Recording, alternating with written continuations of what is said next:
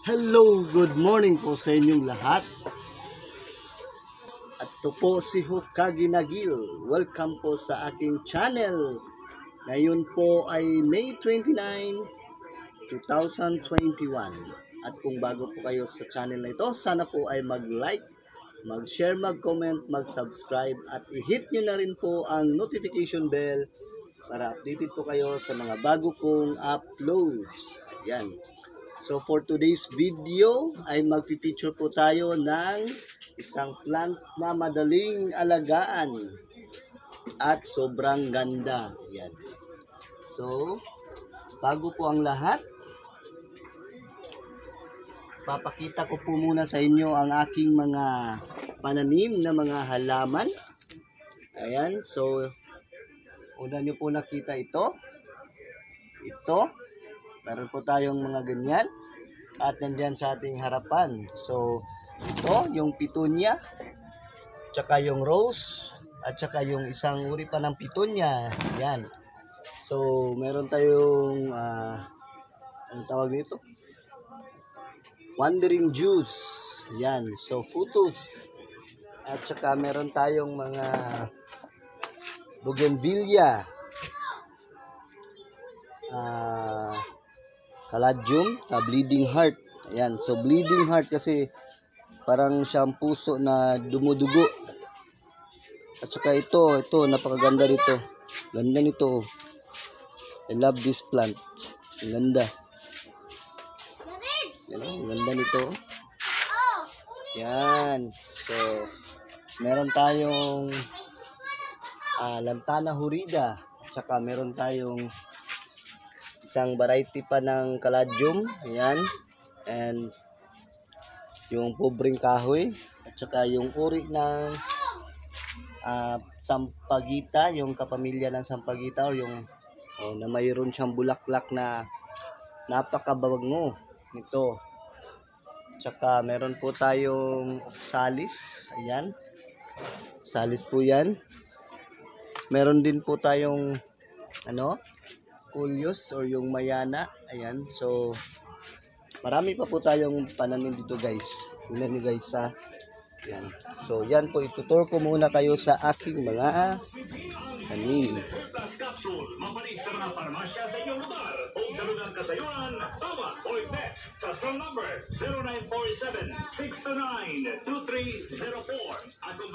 Ayan. So, ayan. So, balik po tayo sa ating featured plant for the day.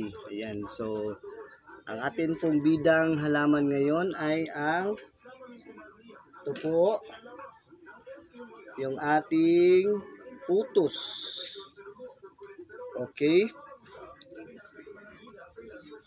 Meron po tayong tips or paraan or paano alagaan ang ating halaman.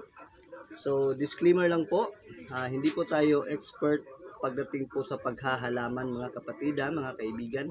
Kung ano po yung mga halaman na nakikita po ninyo ay yan po ay mga bulaklak lang po na binili namin at itinanim lang namin dito sa aming bakuran. So, kumbaga limited lang po yung alam ko patungkol po sa mga halaman. So, kung kayo po ay may mga tips or mga method or paraan or kung paano alagaan ang halaman, so i-encourage ko po kayong i-comment nyo po kung ano yung mga tips man na yun or mga idea na yun para ma-share naman po natin sa ating mga kaibigan na gustong magtanim o magkaroon ng mga bulaklak ang kanilang mga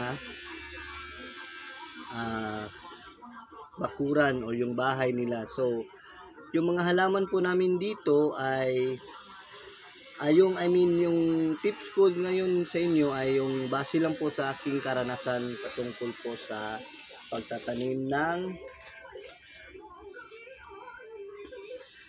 mga bulaklak. So, anyway, ang putos po o yung tinatawag rin po itong water plant. Ito po raw ay base po sa aking napag-alaman, ito po raw ay isa sa pinaka mainam na house plant kasi po kahit saan tumutubo or nabubuhay po ang futus o yung water plant. Kasi ang futus ay hindi namimili ng lugar or kahit saang parte ng bahay pwede mo siyang ilagay, kahit sa kusina, sa salas, kahit sa sa kwarto pwede mong ilagay ang futus. Ang importante lang po ay iwasan lang po nating maabot ng mga maliliit na bata ang futus or ang halaman na ito, kasi kapag nakain po ito ng mga bata or ng maging mga hayop ay poisonous po ang halaman na ito kapag nakain ito. Pero hindi naman siya yung poisonous na nakakamatay. Ito po ay magiging sanhi lang po ng pagsusuka nila or iba pang mga mararamdaman nila. So, ngayon sa pagdating naman po ng pag-aalaga nito, mas mainam po or much better kung ilagay natin siya sa hindi direct na sunlight. So, ngayon pwede pa siyang ilagay dito kasi yung araw natin ay hindi pa masyadong mainit. So, mga tanghali, nawawala naman yung init dito. So, okay lang.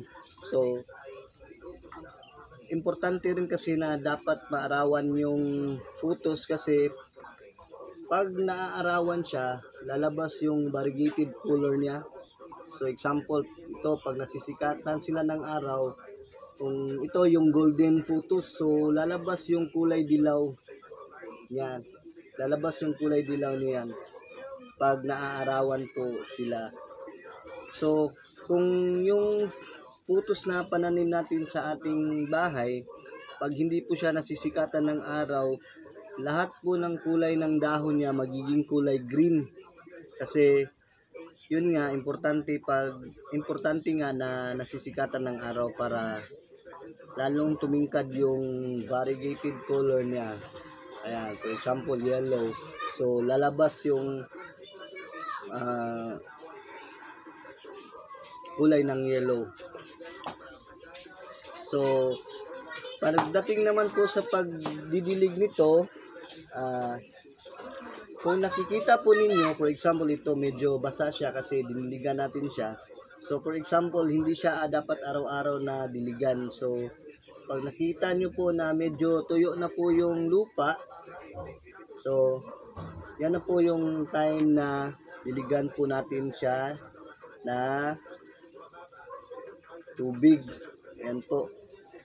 So, kung fertilizer naman po, mas mainam po na lagyan po natin siya ng fertilizer at least once a month. So, kami po dito, hindi po kami naglalagay ng fertilizer, tubig at saka yung hugas-bigas yung dinidilig namin kasi actually, nabubuhay naman talaga ito. Kasi hindi naman, hindi naman for commercial ang mga tanim namin dito. Yung for your eyes only lang. Naka-display lang yan dyan kasi nasa bakuran lang namin yan. So, dating po naman sa pagtatanim nito, yung propagation o pagpaparami nito. Ayan. So, for example, ang first na method dito ay yung tinatawag na root dividing. So, for example, ito. Maraming nakatanim dito. Ayan. So, ito, bali tatlong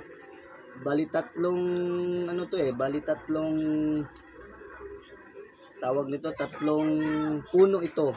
So, itong isang puno na ito, pwede natin siyang ilipat kasama yung ugat-ugat niya. So, yun po yung tinatawag na root dividing. So, yan po. And then, yung pangalawa pong method ng pagtatanim nito ay yung tinatawag na water propagation. So, for example, ito. So, ikakat lang natin ito. Then, maglagay lang po tayo ng tubig sa vase or sa kahit anong garapon na lagyan natin ng tubig, and then ilagay natin itong putus Then hintayin lang po natin na tumubo yung ugat, and then at least once a week palitan nyo natin yung tubig para malinis naman yung tubig. And then pag dumami na yung ugat, saka na natin ilipat yung puno na may ugat. So ilipat na natin siya sa paso or direkta sa soil. And then or pwede rin namang hindi na natin ilipat kasi yung halaman na ito ay nabubuhay rin naman siya sa tubig. So importante lang na palitan lang ng tubig. And then yung pangatlo po ay yung cutting. So example ito, i-cut lang natin ito, then itanim natin diretso sa lupa or sa paso. Yun po yung pangatlong way of propagation ng yung halaman. So ngayon po, kung gusto niyo naman pong mapaganda yung inyong photos, so for example ito, pwede naman itong lagyan ng pole yung stick na pataas para papunta po sa taas yung paakyat po yung gapang ng ating halaman. Or kung gusto niyo pong mas malago yung yung halaman ninyo na photos, damihan niyo po ang pagtanim ng cuttings. Damihan nyo lang po para the more na cuttings, mas the more yung halaman na tutubo, or the more tawag nito, mas maraming dahon, kaya mas malago siyang tingnan. So yung pangalawa naman, pwede lang siyang isabit lang, kagaya lang po ng ginawa natin. Ayan, nakasabit lang po siya.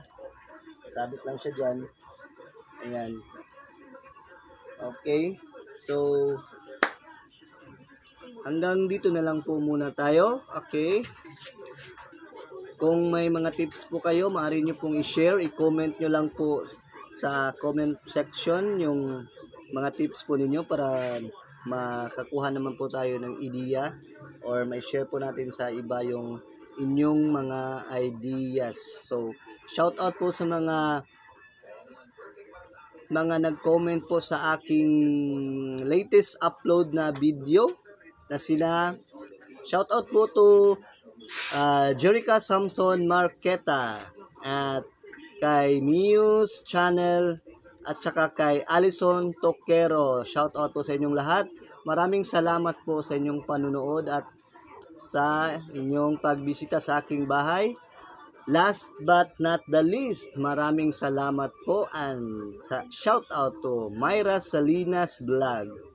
Muli po, ito po si Hokage Nagil. Maraming salamat. Thank you and goodbye.